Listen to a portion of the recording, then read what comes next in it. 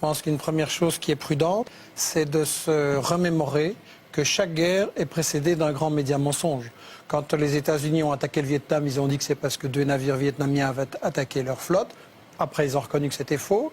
Quand on a attaqué l'Irak, on a dit que c'est parce qu'il avait des armes de destruction massive, qu'il était complice d'Al-Qaïda ou toutes sortes de choses qui se sont avérées fausses. Quand on a attaqué la Yougoslavie, on a dit que c'est parce qu'il y avait un génocide au Kosovo. Un an après, j'ai eu un débat avec le secrétaire général, le porte-parole de l'OTAN. Il a dit ah non, on n'a pas dit ça, c'était faux.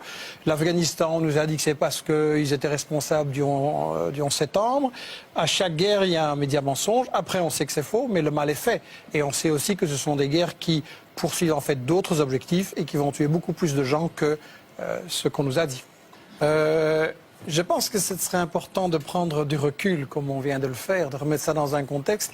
Et justement, puisque vous m'avez fait l'honneur de m'inviter dans cette émission, qui est assez exceptionnelle, néanmoins, je pense que vous avez fait une erreur en m'invitant, parce que quand j'entends toutes ces choses-là, je me sens un peu un idiot.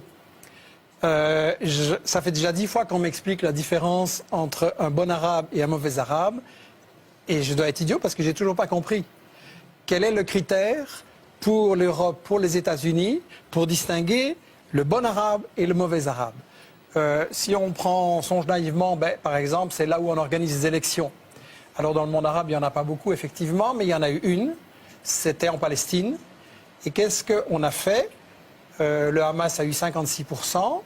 Le cher président palestinien non élu ou pas réélu, qui est l'ami de l'Europe et des États-Unis, qu'est-ce qu'il a fait? Il a destitué le Premier ministre qui avait 56% et il a nommé un type qui en avait 2%. Alors là, on se dit, ça c'est un mauvais arabe, il ne respecte pas les élections. Non, c'est lui le bon arabe et ceux qu'on a bombardés, c'est les Palestiniens parce qu'ils avaient mal voté. Alors on peut essayer de trouver un autre critère. On peut dire par exemple, c'est la question des femmes.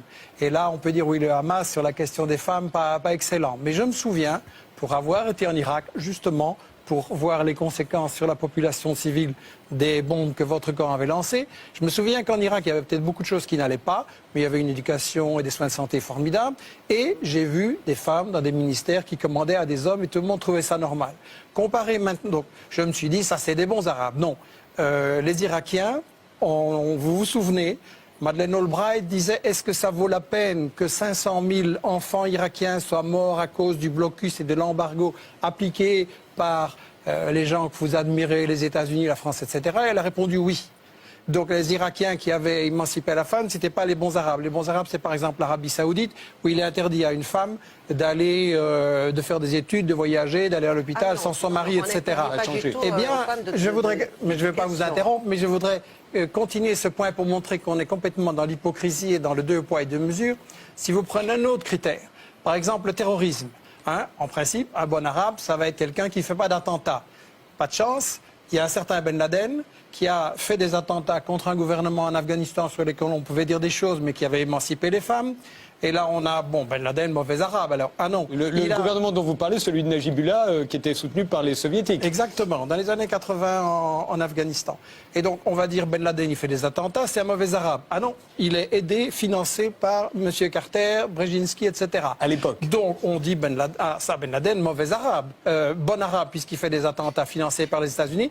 Malheureusement, après, il fait les mêmes attentats contre les États-Unis. Et donc, le bon arabe devient un mauvais arabe. Et le bon arabe, finalement, dans toute cette définition, c'est l'arabe qui est à genoux, qui donne son pétrole aux États-Unis. Et celui-là, il pourra traiter les femmes en esclaves, commettre des tortures, du terrorisme. Celui-là, on lui fera rien parce qu'il dira toujours merci aux États-Unis et à M. Sarkozy. Mais là, on est dans les véritables buts de guerre de toute cette histoire-ci et de cette guerre en Libye. Un, c'est le pétrole. Il faut quand même avoir le courage de le dire. Comme en Irak, c'est une guerre pour le pétrole, parce qu'il s'agit de contrôler le pétrole partout, qui rapporte énormément.